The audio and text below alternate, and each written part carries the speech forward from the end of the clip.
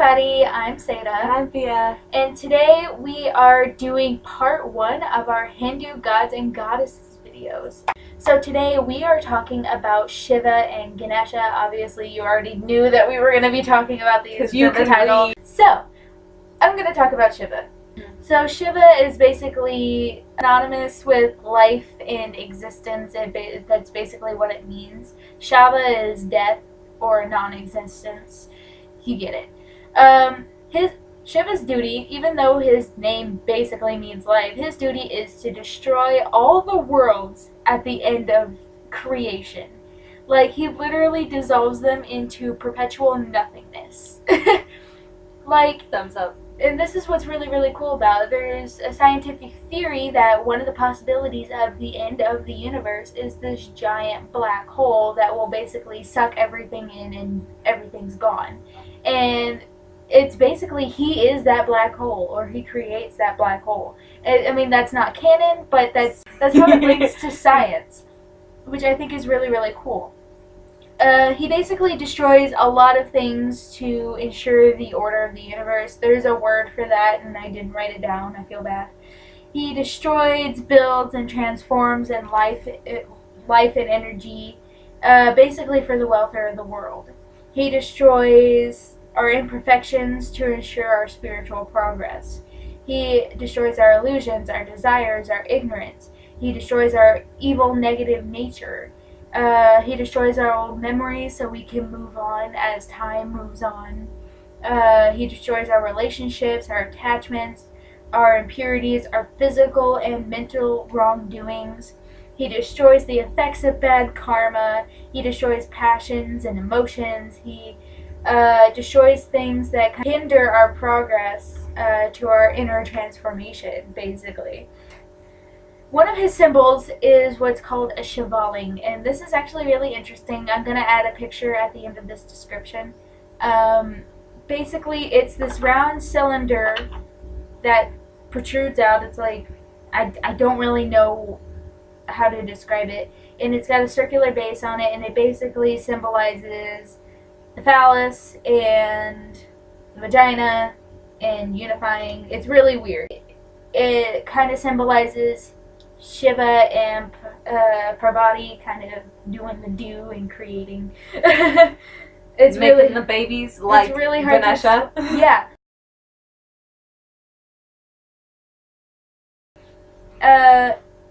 Basically, his description is he personifies beauty, serenity, spirituality, and stability.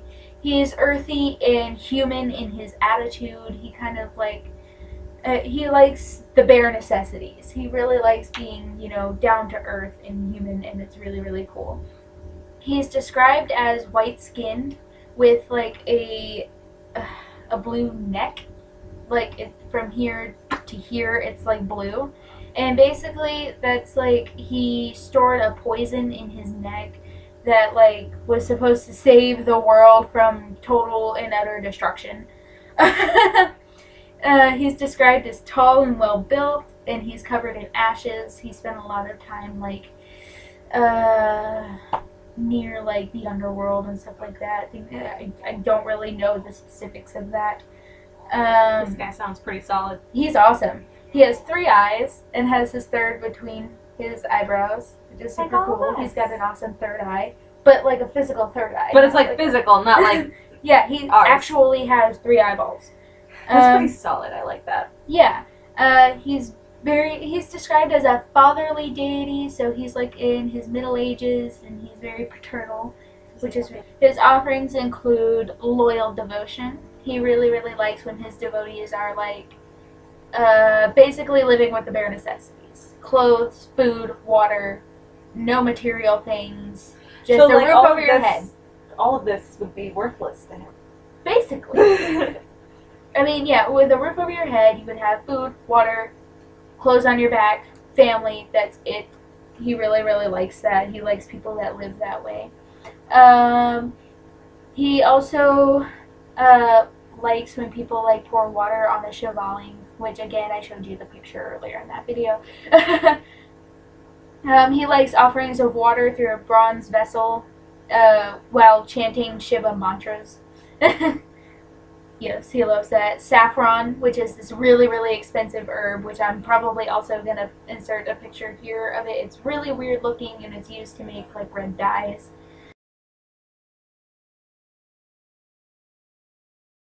That's pretty solid. It's pretty solid. Sugar, scents like oils and incense and stuff like that. It doesn't matter what scent as long as it smells, good. He likes cow milk specifically. He likes curd or yogurt. Me too. He likes something called ghee.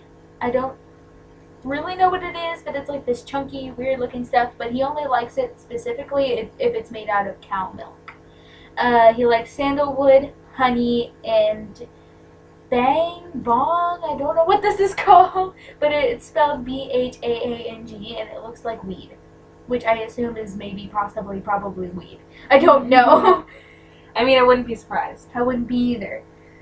His symbols include half-open eyes, which I don't know why it explained it, and I didn't really get it. Crescent moons, snakes, tiger skins, and I think this is pronounced vibhuti, but don't quote me on that. It's spelled Vibhuti, and it's basically 3 lines of ashes on the forehead. That's really funny. What? When she was kind of writing everything down, sometimes she like mumbles the words as she's writing it. And I was just like over here minding my own business, writing my stuff down, and all I heard was the word vibhuti. And I was like, what booty? Vibhuti. Anyway, he likes elephant and deer skin, Rudraksha necklaces, drums. I don't know how. Damaru is the word for drums. Trishul or a trident. A kamandalu, which is a water pot, and kundalas, which are like 2 golden earrings in 1 ear. The Mount Kailasha. It's a mountain called Kailasha. It's really interesting. Yeah. Really, really interesting. And Nandi the bull. And his brothers, I want to call them brothers. I don't know It if they're doesn't actually say that they're brothers. brothers. I'm using that term very loosely. His brothers are Brahma, which is the creator, Vishnu, the preserver, and of course Shiva is the destroyer, which I think is awesome. That's pretty solid. His wife is Parvati. As you'll find out. Yes. And his 2 kids are Ganesha and Kartikeya. Kartikeya. Yes. Anyway, that's all there really is to, like, there's so much more information on him, of course, and I obviously didn't have the time or resources to write down all of that information, because look at 2 pages worth of info on this dude. It's super cool. Yep. So, alright. your turn. Now we're going to talk about his second son, Ganesha. He is considered to be the remover of obstacles, and he's a very popular deity even today, because he is especially good to pray to when you're starting a new enterprise or when you're traveling. And he is described as a large-bellied man who is on the shorter side of the scale. He has 4 arms, and he has an elephant head. And there's an interesting story on why he has an elephant head. He is the second son of Shiva and Parvati.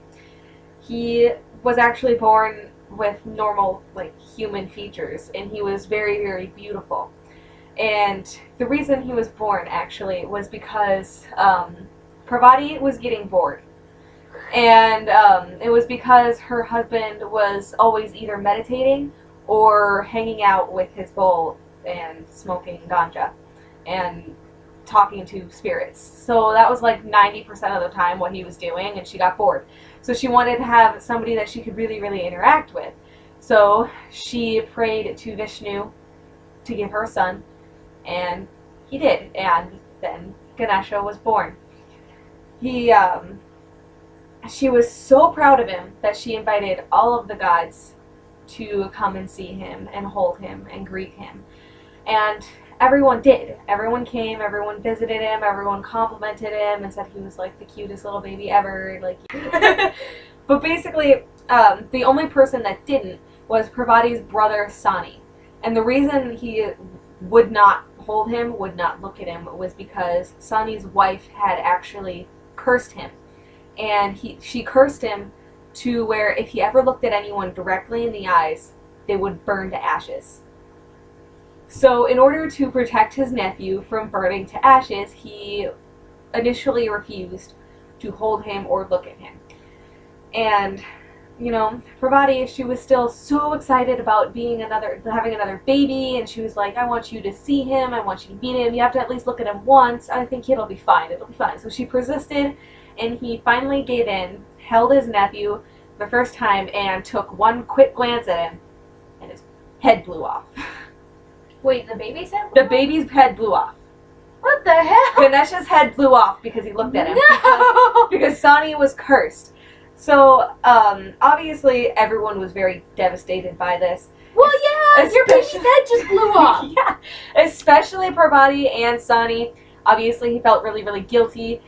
But then Brahma, who was there, who was like, okay, guys, no, it's chill. See, what you gotta do is you gotta take the head of the first animal you come across and give it to him, and he will survive. So, the god Vishnu went down to earth, and the first animal that he ran into was a sleeping elephant. He cut off the head of that elephant, brought it back, and Ganesha lived. So we good, guys. Oh my god. We're good. And I would still cry, like my baby's head just blew off and now he looks like an elephant. but it's okay, because he's still pretty cute. Alright then. Another story of him was he and his brother Kartikaya, both wanted to marry these two goddesses named Vadai and Sadai. And after a lot of arguing, they both decided that the first person to circumnavigate the entire world first would have their hands in marriage. So Kartikaya went down to earth and started walking around the world. This took years, and by the time he came back, Ganesha was already married to both of those women. You sneaky bitch. See, the thing is, he stayed home. He stayed home and he studied scriptures. Mm-hmm. And through scriptures, he traveled the world. Fair enough. That cheeky bitch. I know. He cheated. He cheated. See, but technically he did. No, he did not. But yeah. Jesus, he cheated. Yeah. That's one interesting story about him. So yeah, he ended up marrying them. So by studying scriptures, he traveled the world a lot faster than his brother did, and therefore earned the hands of Vadai and Sadai. Okay. So some of his symbols are a shell, a chakra discus, a mace, and water lily. He has an unusual steed. It's basically a giant mouse.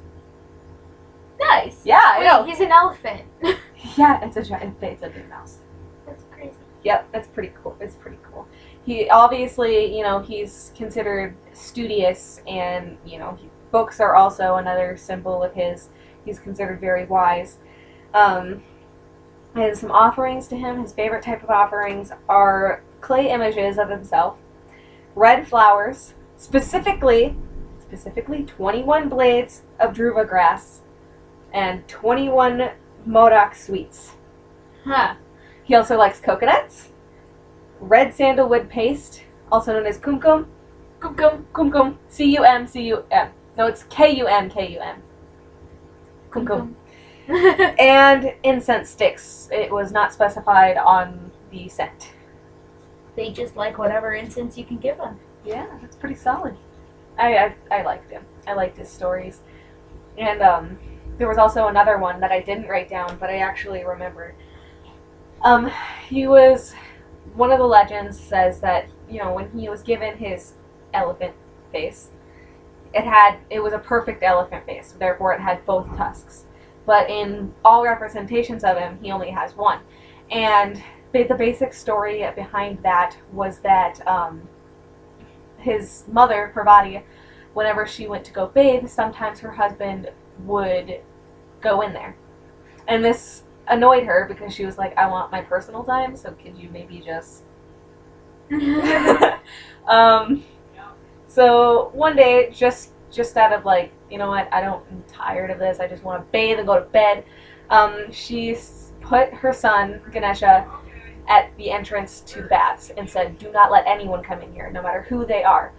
And he did. He stood in front, and when her husband was going to go in, he refused to let his father go in there. And this really, really irritated him because, you know, Parvati was his wife. And he was like, I have the right to see my wife. And but Ganesha was like, yeah, but mom said no. Yeah, but mom said no. So they ended up getting into an actual fight. And at one point, Shiva, he threw his trident at Ganesha. And I didn't know this, but apparently parrying your father's weapon when thrown at you is considered disrespectful. So he basically just kind of like went like this and took it to the tusk. And it came off. Mm-hmm. And, you know, Parvati, she was completely unaware of this for most of her bath. And when she came out, she saw them fighting. And she was like, guys, no. And then she stopped the fight, smoothed things over, and they, you know, made up. But that's how he lost his tusk. Yeah, so that's pretty much what we have for you guys today. I don't know. I thought this was really interesting.